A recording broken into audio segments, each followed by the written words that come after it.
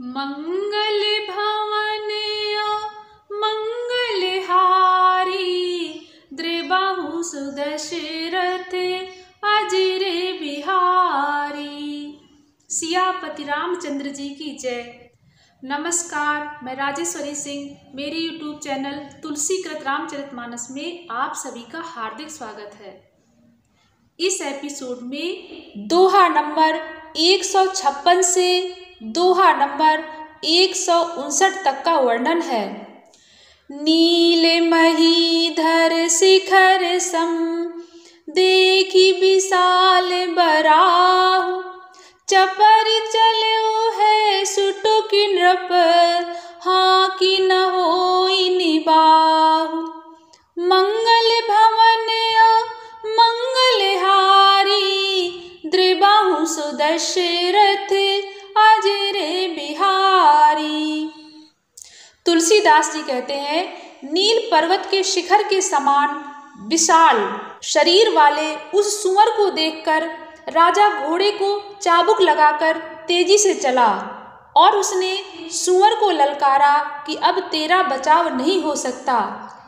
आवत देखी अधिक रवबाजी चले उबराहे मरुत गति भाजी तुरत कीन नृप सर संधाना महि मिल गयउ बिलोकत बाना। तुलसीदास जी कहते हैं, अधिक शब्द करते हुए घोड़े को अपनी तरफ आता देखकर सुअर पवन वेग से भाग चला। राजा ने तुरंत ही बाण को धनुष पर चढ़ाया। सुअर बाण को देखते ही धरती में दुबक गया।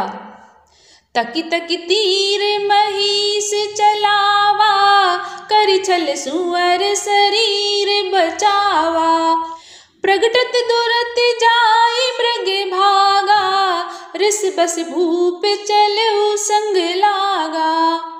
तुलसीदास जी कहते हैं, राजा तक तक कर तीर चलाता है परंतु सुअर छल करके शरीर को बचाता है।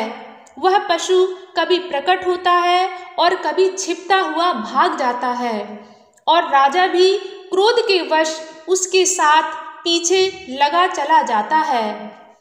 गयउ दूरी घन गहन बराहु जह नाहिन गज बाज निबाहु अति अकेले बने विपुल कलेशु तदपि न मृग मग तजई नरेशु। तुलसीदास जी कहते हैं, सुअर बहुत दूर ऐसे घने जंगल में चला गया जहाँ हाथी घोड़े का निबाह है अर्थात गम नहीं था। राजा बिल्कुल अकेला था और वन में क्लेश भी बहुत था, फिर भी राजा ने उस पशु का पीछा नहीं छोड़ा। कोल बिलो की भूप बड़े धीरा भागी पैठ गिरी गुहा गंभीरा अगम देखी नृप अति पछिताई फिर महाबन पर भुलाई। तुलसीदास जी कहते हैं, राजा को बड़ा धैर्यवान देखकर सुअर भागकर पहाड़ की एक गहरी गुफा में जा घुसा। उसमें जाना कठिन देखकर राजा को बहुत पछताकर लौटना पड़ा, पर उस घोर वन में वह रास्ता भूल गया। खेद खिन्न क्षुधित त्रसित राजा बाजी समेत खोजत व्याकुल सरित सर जल बिनु भयउ अचेत। मंगल भवन मंगलहारी द्रिबाहु सुदशरथ अजरे बिहारी। तुलसीदास जी कहते हैं, बहुत परिश्रम करने से थका हुआ और घोड़े समेत भूख प्यास से व्याकुल राजा नदी तालाब खोजता खोजता पानी बिना बेहाल हो गया। फिरत विपिन आश्रम की देखा ता बस नृपति कपट मुनि बेखा जासुदेश नृपलीन छड़ाई समर सेन तजी गयउ पराई। तुलसीदास जी कहते हैं, वन में फिरते फिरते उसने एक आश्रम देखा। वहाँ कपट से मुनि का वेश बनाए एक राजा रहता था, जिसका देश राजा प्रताप भानु ने छीन लिया था और जो सेना को छोड़कर युद्ध से भाग गया था। समय प्रताप भानु कर जानी, आपन अति असमय अनुमानी। गयऊ न ग्रह मन बहुत गलानी, मिला न राज नृप अभिमानी। तुलसीदास जी कहते हैं, प्रताप भानु का समय अर्थात अच्छे दिन जानकर और अपना कुसमय अर्थात बुरे दिन अनुमान कर उसके मन में बड़ी गिलानी हुई।